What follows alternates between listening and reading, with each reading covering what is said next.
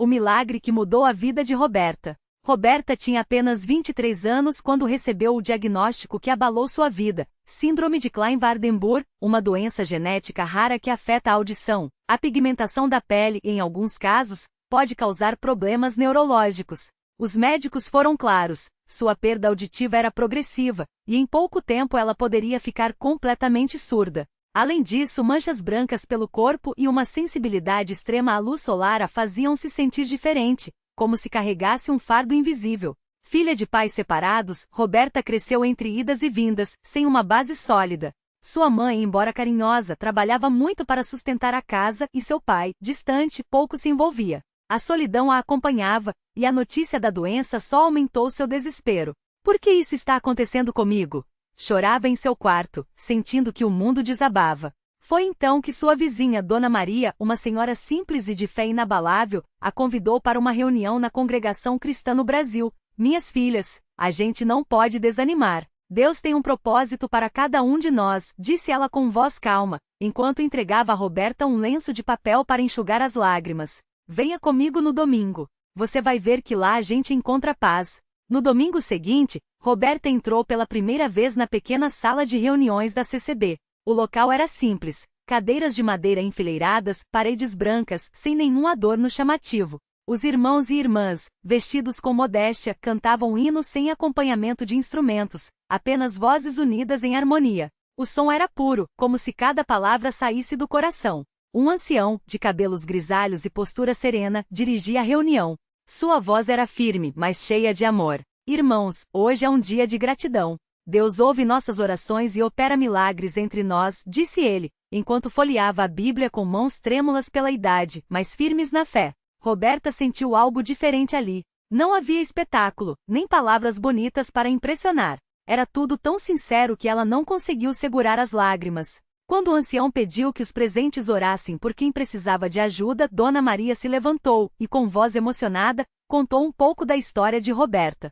Esta jovem está passando por uma prova difícil, irmãos. Peçamos a Deus que a fortaleça e a cure, se for da sua vontade. As mãos se ergueram. Vozes unidas clamavam: Senhor, tem misericórdia. Fortalece a nossa irmã. Cura-a, ó Deus. Roberta nunca havia sentido tanto amor em um só lugar. Algo dentro dela começou a mudar. Nas semanas seguintes, Roberta passou a frequentar assiduamente as reuniões. Aprendeu os hinos, ouviu os testemunhos de irmãos que haviam sido curados de doenças, de vícios, de situações impossíveis. Um dia após a Santa Ceia, momento sagrado em que o pão e o vinho eram partilhados em memória ao sacrifício de Cristo, ela se aproximou do ancião. Eu quero ser batizada, disse, com a voz ainda trêmula, mas cheia de convicção. O ancião sorriu, colocando a mão em seu ombro. Filha, isso é uma decisão que vai mudar sua vida. O batismo é um compromisso com Deus. Você está pronta para seguir a Jesus, não importam as dificuldades? Roberta assentiu. Sim, eu creio que ele pode me curar, mas mesmo que não cure, eu quero servi-lo. No dia do batismo, a pequena piscina foi preparada com água limpa. Roberta, vestida com uma túnica branca, desceu os degraus enquanto o ancião lia as palavras de Mateus 28:19. Quando foi imersa nas águas, sentiu como se um peso fosse tirado de suas costas. Ao sair, os irmãos cantavam: Glória a Deus nas alturas, paz na terra aos homens de boa vontade. Mas a prova de fé de Roberta ainda não havia terminado. Alguns dias depois, ela começou a sentir uma dor forte nos ouvidos, como se algo estivesse mudando dentro dela. Assustada, procurou o ancião. Irmão, eu estou com medo. E se piorar? Ele a olhou com bondade. Filha, a fé não é a ausência do medo. É confiar em Deus mesmo quando tudo parece escuro. Você já entregou sua vida a Ele. Agora é hora de descansar em suas promessas. Naquela noite, durante o culto, enquanto os irmãos oravam, Roberta sentiu um calor estranho percorrer seu corpo. De repente, como se uma cortina fosse retirada, os sons começaram a ficar mais nítidos. Primeiro, o murmúrio das orações. Depois, as vozes dos hinos. Ela levou as mãos aos ouvidos, incrédula. Eu estou ouvindo, gritou, levantando-se do banco. Eu estou ouvindo tudo. O culto parou. Todos se viraram para ela, e um silêncio reverente tomou conta do lugar. Então, espontaneamente, os irmãos começaram a louvar a Deus. Alguns choravam. Outros levantavam as mãos em gratidão.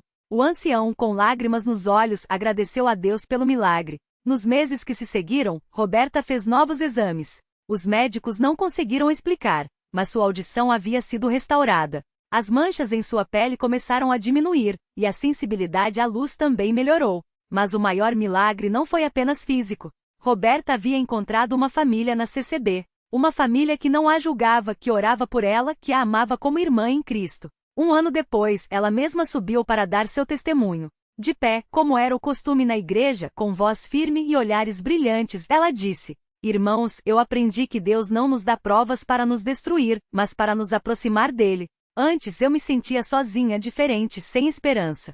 Mas aqui nesta igreja simples, onde não há luxo, mas há amor, eu encontrei a verdadeira cura. Não foi só meu corpo que foi sarado, mas minha alma. Hoje eu sei que mesmo que as dificuldades venham, Deus está comigo. E isso é tudo que eu preciso. O ancião, ao final, fez uma oração de agradecimento. Senhor, obrigado por mais este milagre. Que ele sirva para fortalecer a fé de todos nós. Que possamos, como Roberta, confiar em Ti em todos os momentos, sabendo que Tua vontade é boa, perfeita e agradável. E assim, entre hinos, orações e lágrimas de alegria, mais uma história de fé foi escrita na Congregação Cristã no Brasil, uma igreja que, na simplicidade, continua sendo um farol de esperança para tantos que, como Roberta, precisam encontrar a luz. Naquela mesma noite, enquanto Roberta ainda sentia o calor das mãos que a abraçaram e as palavras de fé que ecoavam em seu coração, uma mulher chamada Marisa entrou pela porta dos fundos da igreja, quase sem ser notada. Ela vinha de longe, com os olhos inchados de chorar e as mãos trêmulas segurando um envelope amassado. Era uma carta de despejo. O aluguel estava atrasado há meses e o dono do imóvel não queria mais esperar. Sem família, sem emprego fixo e com uma filha de 8 anos para criar, Marisa sentia que tinha chegado ao fim da linha. Ela não era de frequentar igrejas, mas uma vizinha, ao vê-la desesperada, tinha falado: vai na Universal, minha filha. Lá eles oram, e Deus ouve. Marisa veio sem esperança, só por não ter mais para onde ir, sentou-se no último banco, como se quisesse se esconder, enquanto a reunião ainda acontecia. As pessoas cantavam com tanta convicção que ela sentiu algo estranho no peito, uma mistura de inveja e saudade de uma fé que nunca teve. Quando o pastor percebeu sua presença, aproximou-se com um sorriso que não parecia forçado. Irmã, tudo bem? Você precisa de oração? Marisa só balançou a cabeça, as lágrimas escorrendo sem controle. Não conseguiu falar do despejo, não conseguiu explicar o medo de ver a filha dormindo na rua. O pastor não insistiu em perguntas. Apenas colocou a mão em seu ombro e disse: Deus vai te surpreender. Hoje. E então, algo inesperado aconteceu. Uma irmã da igreja que trabalhava como diarista se levantou e falou: Pastor, eu tenho um quartinho nos fundos da minha casa. Não é grande, mas tem um colchão, um fogão e banheiro. Se essa irmã precisar, pode ficar lá até se organizar. Outra mulher, dona de uma pequena padaria, completou: E amanhã ela pode começar comigo. Preciso de ajuda com as entregas. Marisa olhava para tudo aquilo atordoada, como se estivesse sonhando. Não eram esmolas, eram oportunidades. Não era caridade, era amor em ação. O pastor então a convidou para subir ao altar. Hoje Deus está te dando um recado. Você não está sozinha. O que o inimigo quis usar para te destruir, Deus vai transformar em bênção. E enquanto as mãos se uniam sobre ela, Marisa sentiu uma paz que não conhecia. Não era só alívio pelo teto e pelo emprego, era algo mais profundo. A certeza de que depois de tanto tempo sozinha, alguém melhor, alguém, estava olhando por ela. Na semana seguinte, Marisa voltou à igreja, dessa vez com a filha ao lado. A menina, que nunca tinha visto a mãe sorrir tanto, perguntou: Mãe, a gente vai ficar bem agora? E Marisa, com os olhos brilhando, respondeu: Sim, minha filha. Porque Deus não nos abandonou. Ele usou essa igreja, essas pessoas, para nos mostrar que Ele existe. E assim como Roberta, Marisa descobriu que milagres não são só curas físicas ou soluções instantâneas. Às vezes o milagre é uma porta que se abre quando todas as outras se fecham. É um abraço no momento certo, uma palavra que acalma o coração, uma igreja que se torna família. Na Congregação Cristã no Brasil, as histórias se multiplicam, porque ali, entre paredes simples e corações dispostos, Deus continua escrevendo finais felizes para quem acreditou contra todas as esperanças. Naquela mesma semana, enquanto Marisa e a filha se preparavam para o culto de ação de graças, uma mulher chamada Ana chegava pela primeira vez à igreja, arrastando consigo um peso que ninguém podia ver. Ela tinha perdido o emprego há 6 meses e, com ele, a esperança de sustentar os 2 filhos sozinha. As contas se acumulavam, os credores ligavam sem parar, e a vergonha impedia até de pedir ajuda aos vizinhos. Deus esqueceu de mim, ela repetia para si mesma, enquanto as lágrimas escorriam no ônibus que a levava à Universal. Mas algo dentro dela a impulsionou a entrar. Talvez fosse o sorriso da irmã que a recebeu na porta, ou o som dos louvores que pareciam abraçar sua alma antes mesmo de ela sentar na cadeira. Quando o pastor começou a falar sobre provação e fé, Ana sentiu como se cada palavra fosse dirigida só a ela. Deus não te abandonou, filha. Ele está te preparando para algo maior, disse o homem de Deus, olhando diretamente em seus olhos. E foi então que Ana rompeu em choro. No final do culto, uma irmã se aproximou e, sem saber nada de sua história, colocou um envelope em suas mãos. O Senhor me mandou te dar isso, disse simplesmente. Dentro, havia dinheiro suficiente para quitar as dívidas mais urgentes e ainda sobrar para as compras do mês. Ana tremia, incrédula. Mas por quê? Como você sabia? Perguntou, e a irmã apenas sorriu. Eu não sabia. Mas Deus sabia. E o milagre não parou por aí. Na semana seguinte, uma amiga que Ana nem via há anos ligou oferecendo uma vaga em sua empresa. Pensei em você hoje e senti que devia te chamar, disse a amiga, sem entender por que aquela ideia tinha surgido de repente. Ana não teve dúvidas, era Deus agindo mais uma vez. Agora, toda quarta-feira, Ana está lá na igreja, não mais como uma mulher quebrada, mas como testemunha viva de que Deus restaura.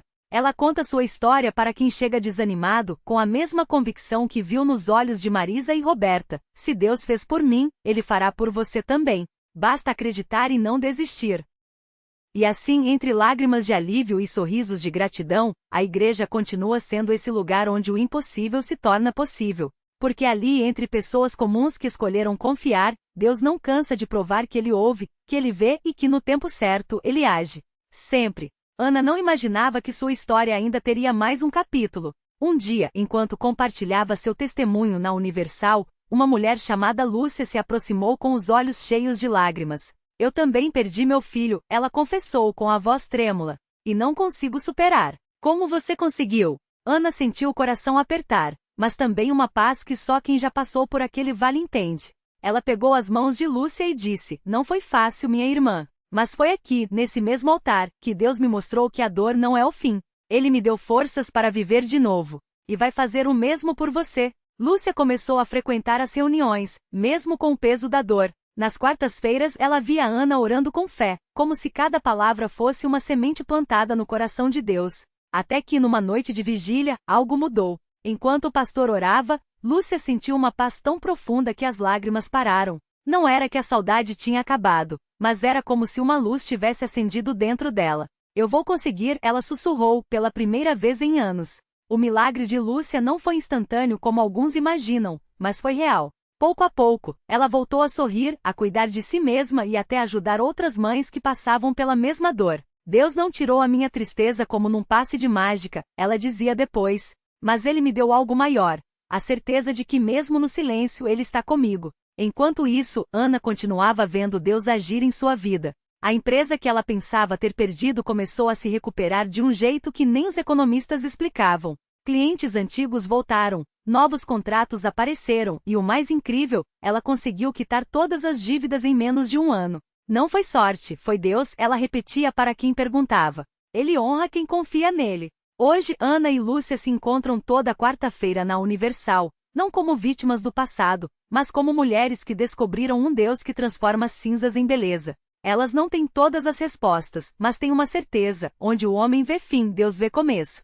E assim, entre histórias de dor que viraram esperança, a igreja segue sendo esse lugar onde o choro dura uma noite, mas a alegria vem pela manhã. Porque ali, entre pessoas que escolheram crer, Deus não só ouve como responde. Às vezes com um milagre visível, outras vezes com uma paz que nenhum dinheiro pode comprar. Mas sempre no tempo certo. Sempre do jeito dele. Sempre para quem não desiste. Na mesma igreja onde Ana e Lúcia encontraram sua transformação, um jovem chamado Rafael chegava pela primeira vez, arrastado mais pela dor do que pela fé. Aos 28 anos, ele tinha tudo para ser feliz, um emprego estável, uma namorada que o amava e sonhos traçados. Mas um acidente de carro tirou tudo em segundos. A namorada não resistiu, e ele ficou com sequelas na perna direita, que os médicos disseram que nunca mais andaria direito. Você vai precisar de moletas pelo resto da vida, foi a sentença que ouviu no hospital. Os primeiros meses foram um turbilhão de raiva e desespero. Rafael se afundou em depressão, largou o trabalho e passou a viver entre quatro paredes, recusando até a visita dos amigos. Para que serviria eu assim? Pensava, olhando para a perna que não respondia mais.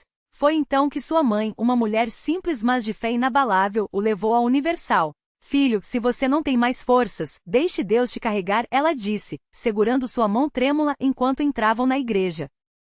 No primeiro culto, Rafael mal conseguia levantar a cabeça. As músicas de adoração soavam como um eco distante, e as palavras do pastor pareciam não fazer sentido para seu coração partido. Mas quando o obreiro fez o apelo para quem precisava de um milagre, algo dentro dele se mexeu. Talvez fosse desespero, talvez uma faísca de esperança. Ele levantou a mão e em segundos estava no altar, com pessoas que nem conhecia orando por ele com uma intensidade que o deixou sem palavras. Senhor, se o Senhor existe, me mostra que o Senhor ainda se importa comigo, Rafael sussurrou entre lágrimas, enquanto mãos se apoiavam em seus ombros. Não houve relâmpagos nem vozes do céu. Mas algo mudou. Uma calma estranha encheu seu peito, como se uma carga invisível tivesse sido tirada de suas costas. Ele saiu da igreja naquele dia ainda com as muletas, mas com algo diferente no olhar. As semanas passaram, e Rafael começou a frequentar os cultos com mais assiduidade. Não porque tudo tivesse melhorado, mas porque, pela primeira vez em meses, sentia que não estava sozinho. Os obreiros o visitavam em casa, oravam com ele, e ele começou a fazer fisioterapia não por obrigação, mas porque uma pequena esperança tinha nascido. E se Deus pudesse de verdade? Até que veio o dia que ninguém esperava. Durante um culto de libertação, enquanto o pastor falava sobre a autoridade do nome de Jesus, Rafael sentiu algo quente percorrer sua perna. Era como se fogo e formigamento se misturassem, e de repente, uma dor aguda o fez dobrar o joelho. Ele gritou não de dor, mas de surpresa quando percebeu que estava apoiando o peso do corpo na perna direita, sem as muletas. O culto parou. As pessoas ao redor começaram a chorar e a louvar. Rafael, tremendo, deu os primeiros passos sozinho, enquanto lágrimas escorriam sem controle. Eu estou andando. Eu estou andando. Ele gritava, e a igreja inteira explodiu em alegria. Os médicos não tinham explicação. Os exames mostravam que os nervos antes danificados estavam regenerados de uma forma que a ciência não conseguia justificar. Mas Rafael não precisava de explicações. Ele sabia. Assim como Ana e Lúcia, ele tinha encontrado um Deus que não só ouve, mas age. Que não só consola, mas restaura. Hoje Rafael não só anda como corre. Literalmente. Ele faz parte da equipe de esportes da igreja e ajuda outros jovens que, como ele, chegaram quebrados pela vida. Se Deus fez por mim, Ele pode fazer por você, diz ele, com a mesma convicção de quem viu o impossível se tornar real. E assim a Universal continua sendo esse lugar onde histórias se reescrevem. Onde o que foi perdido é encontrado, o que estava morto revive, e o que parecia impossível se torna testemunho. Porque ali, entre pessoas comuns que escolheram acreditar, Deus ainda faz o que só Ele pode fazer. Transformar luto em dança, silêncio em louvor, e cinzas em algo novo. Sempre no seu tempo. Sempre do seu jeito. Sempre para quem persistir em crer. O milagre completo. Rafael não só recuperou os movimentos, como descobriu um propósito maior. Naquela manhã de domingo, enquanto cruzava a linha de chegada de sua primeira corrida de 5 quilômetros, a mesma distância que anos antes, perambulava em uma cadeira de rodas, suas lágrimas se misturaram ao suor. Não era apenas uma vitória pessoal, mas a prova viva de que Deus não apenas cura, mas recria. Os médicos haviam dito que suas lesões medulares eram irreversíveis, os exames que seus nervos estavam mortos. Mas ali estava ele não apenas de pé, mas voando, enquanto a multidão gritava seu nome. O mais bonito, porém, não foi o troféu nas mãos, mas o menino de 12 anos que se aproximou depois da prova, arrastando uma perna atrofiada por uma paralisia infantil. O senhor acha que Deus pode me fazer correr também? Perguntou com olhos brilhantes.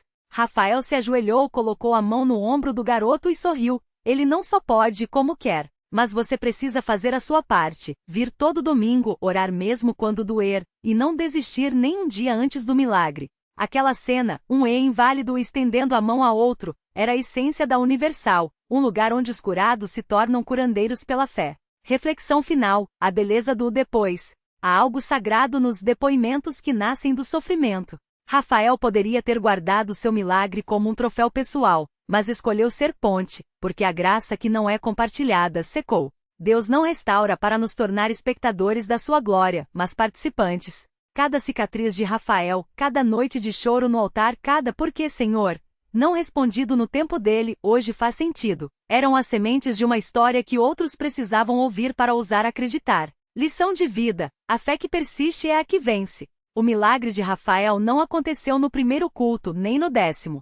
Veio depois da persistência, depois das noites em que ele chegou à igreja arrastando mais dúvidas que fé, depois dos dias em que a dor gritava mais alto que a esperança. Deus não premia a perfeição, mas a teimosia santa daqueles que mesmo sem ver, escolhem confiar. Se hoje você está com as forças no fim, lembre-se, o impossível é apenas o palco onde Deus gosta de atuar. Mas ele só age para quem não desiste um segundo antes da vitória. E assim, entre risos, corridas e lágrimas de gratidão, a Universal segue sendo esse lugar onde o céu toca a terra, não por causa das paredes, mas das pessoas comuns que insistem em crer no extraordinário. Porque no fim os maiores milagres não são os que mudam as circunstâncias, mas os que transformam quem espera.